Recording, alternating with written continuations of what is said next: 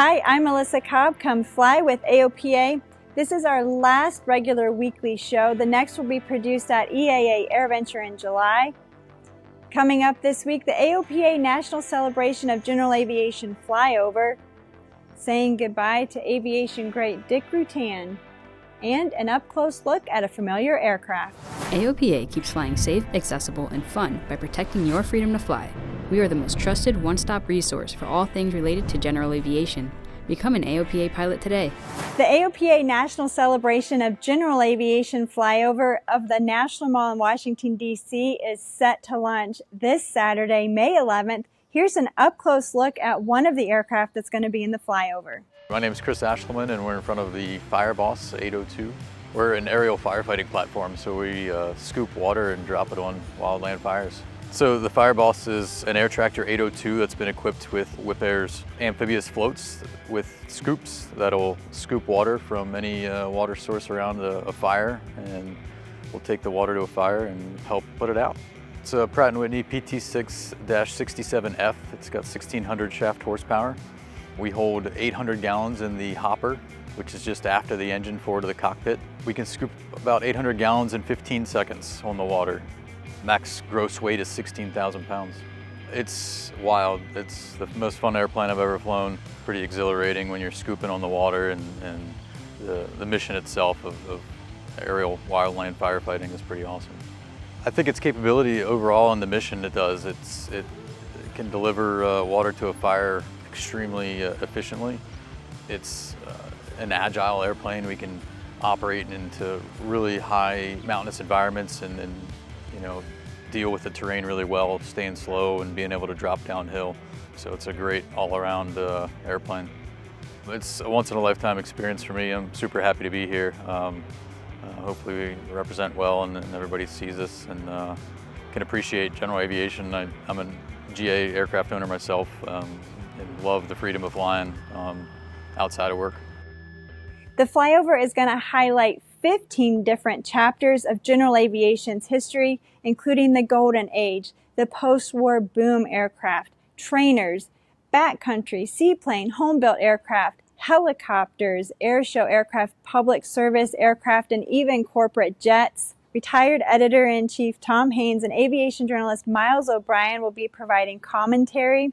So why not get together with a bunch of folks at your hangar or local FBO, or invite people into your home and watch it live as it unfolds, or you can watch it later on our channel where you can get more folks together. Plus, we're going to be releasing exclusive behind-the-scenes content later next week. The aviation community has lost a legend. Dick Rutan was a war hero and an aviation pioneer. He died on May 3rd. Dick flew 325 combat missions in Vietnam. He was part of an elite group of fighter pilots who flew under the call sign Misty, who flew the North American Super Sabre. When he retired from the U.S. Air Force, he was a lieutenant colonel. He had been awarded medals including the Silver Star, the Distinguished Flying Cross twice, and the Purple Heart.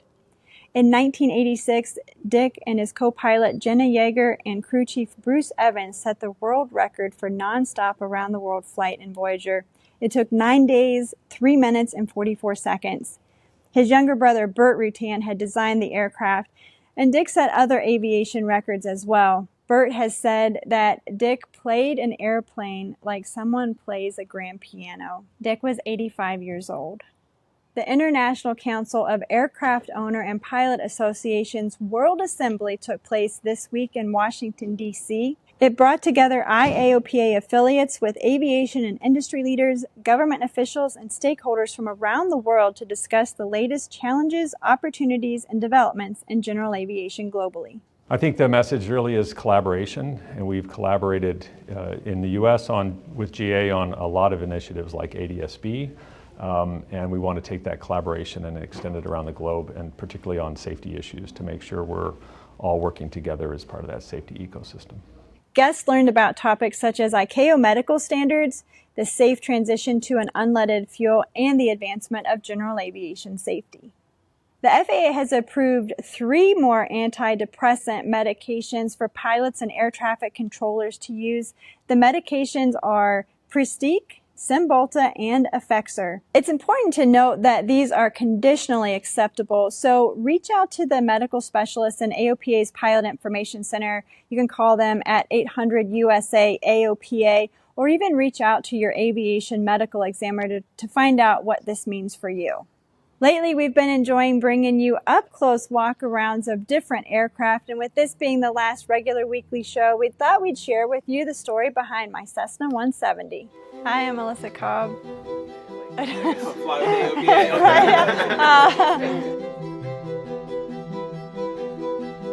AOPA. Hi, I'm Melissa Cobb. I'm Melissa Cobb. I'm Melissa Cobb. Come fly with AOPA.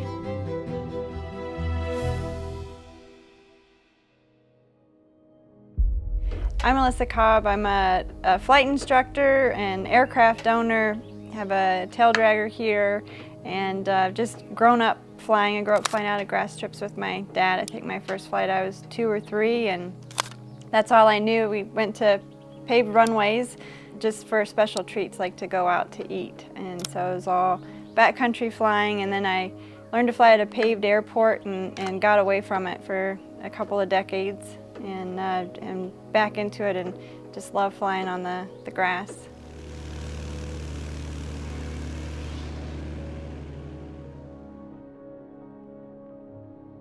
It's a Cessna 170B, so the B model has 40 degrees of flaps, so you can really get slow and get down in that. It's the standard 145 horsepower Continental 0300 engine. It's really a stock airplane. A lot of mods have been done to it, and it performs really well. I bought my airplane in 2014. I actually bought it off of my dad. He had found the aircraft in Texas. I believe it was part of an estate sale. It had been flipped over and had wing damage, had been repaired, and he had planned to put a 180 horse engine in the airplane so he could fly more often out of the 900-foot strip behind my parents' house.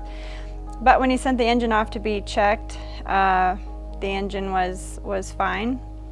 And so he decided to sell it, and he had checked with someone else to see if they wanted to buy it, and then asked me, and I was like, sure.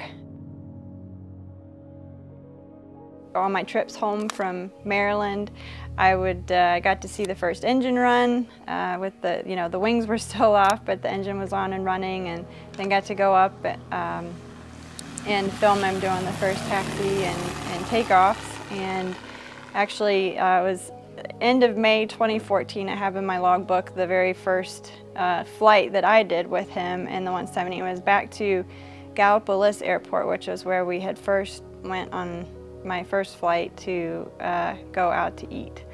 And so then I took it back to Frederick when I was based at AOPA headquarters, and flew it, and then actually met my husband through the airplane.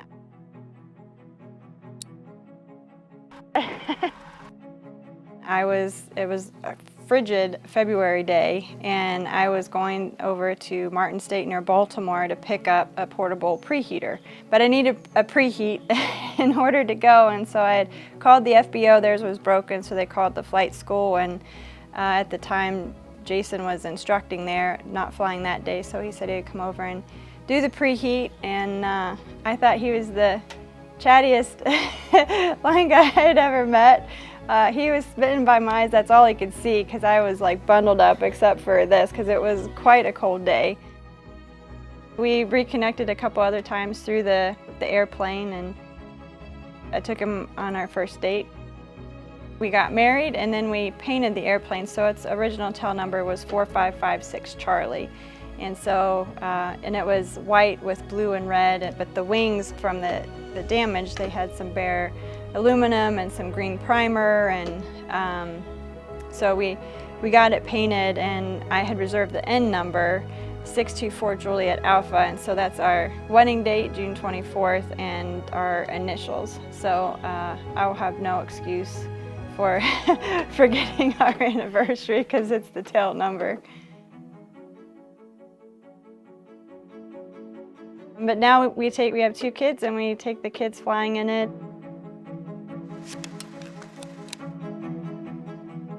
Flying for me is a form of relaxation. You just kind of detach from everything on the ground, and there's no airspace around here. It's beautiful countryside to look at, and especially if I'm going up at sunset or something, I just like to look out the window and enjoy the sunset and then come back in and land.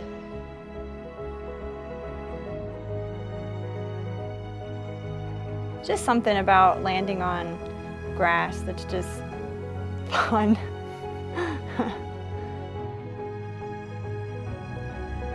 If the kids are interested in learning to fly, my husband and I are both flight instructors. We'd love to be able to teach them in it and for them to keep flying it. And I don't really want to sell it. I've got too much, I guess too much of an emotional attachment to it. So it'd be cool if it was one of those things that stayed in the family. But it'd be awesome if the kids would, want to learn to fly in it. I'm sure many of you have a special story behind the aircraft that you own or that you've rented for a long time, so share your story with us in the comments below. Well, many of you have watched AOPA's weekly video news shows from way back with AOPA Live This Week to now with Fly with AOPA. For more than a decade, you have made us part of your Friday evening or Saturday morning routine, and I appreciate you inviting me into your home, so to speak, each week to bring you the news, and I've loved getting to meet many of you at aviation events and at airports across the country. I'll miss connecting with you each week, but I am looking forward to this next chapter and focusing on my young family. Fly with AOPA is still going to be produced. It'll be produced at large aviation events, and AOPA's Colin Stagnito and Katrina Scholl will be the hosts. Plus, AOPA is going to continue putting out great aviation videos on our YouTube channel, advocacy initiatives, aircraft walkarounds, training tips, and even breaking news will be posted on our YouTube channel. Plus, AOPA is going to be launching a brand new series in mid-May. It's called AOPA Presents, and they're cinematic documentaries. The first one is going to feature the Iditarod. I hope that you'll continue your Saturday morning coffee tradition with AOPA. Get to know the pilots that they're going to be featuring regularly in these videos. This week we leave you with footage of AOPA Editor-at-Large Dave Hirschman flying a Pilatus PC-12 in formation for a photo shoot.